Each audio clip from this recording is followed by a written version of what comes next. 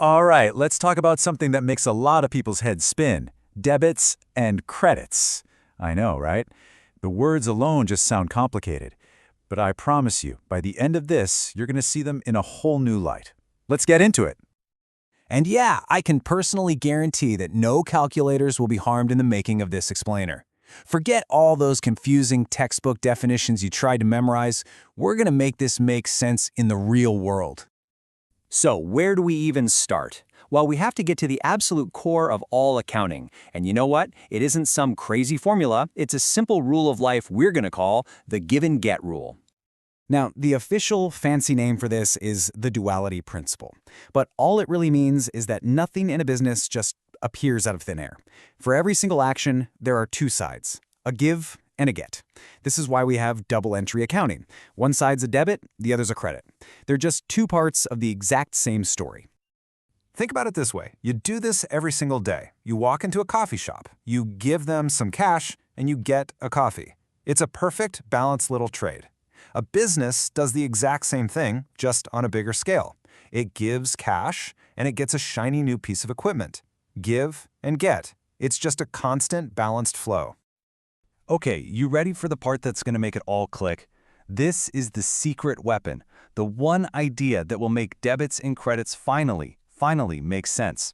It's time to meet the accounting people. That's right. I want you to completely forget that these are just boring words on a page. For the next few minutes, every single account, cash, equipment, inventory, you name it, is an actual person with a job to do at the company. Trust me, this is the key. And these people, they work on a really simple system.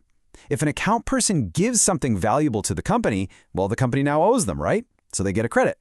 But if an account person uses or takes the company's resources, well, now they owe the company. They're responsible for it.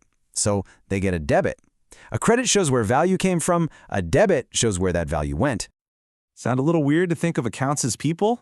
Good. That means it's working. Now let's put our new team members to work and see how this actually plays out with real transactions. First up, let's introduce Mr. Cash. He's the guy who handles all the money, kind of like the company's personal banker. Obviously, a very important person around here. Okay, so let's look at our first transaction. The owner of the business decides to invest $5,000 of their own money. How do we track this with our new people method? So when that $5,000 comes in, two of our people are involved. First, there's the owner, who represents the owner's equity account. The owner gave that money to the company. They provided the value, so their account gets a credit.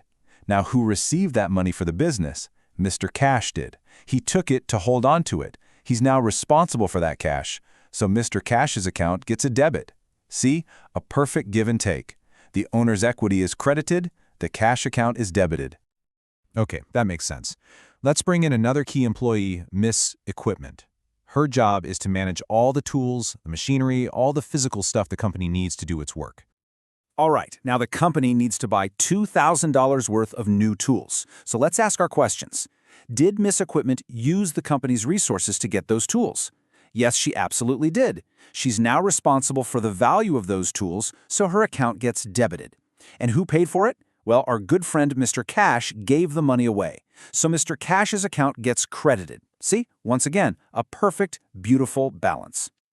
So after all that, what have we really learned? Well, we can actually boil this entire scary concept down to a super simple two-question test that you can use for any transaction every single time. So whenever you're staring at a transaction and feeling confused, just find the account person involved and ask two things. First, did they give something to the company? If yes, you credit them. Second, did they take or use something from the company? If yes, you debit them. That's it. That is the entire secret to figuring this out. So why does any of this really matter? I mean, it's about more than just getting the numbers right in a spreadsheet. It's actually about a fundamental way of looking at how value flows through anything. You know, one of the biggest mistakes people make is thinking that credit is good and debit is bad. It's not true. They're neither. They are completely neutral. They're just the two sides of a coin, reflecting that constant give and take that makes a business, well, a business. And this brings us to the final, big idea. This isn't just an accounting rule. You can almost think of it as a life principle. Value is never really lost. It just moves. What you give out in one area always comes back to the system in another. So, I'll leave you with a question to chew on. We just took a famously complex idea and made it simple, just by changing how we looked at it. So what other difficult concepts, in business or even in your own life, aren't actually that complex at all and are just waiting for you to find a new way to look at them? Thanks for watching.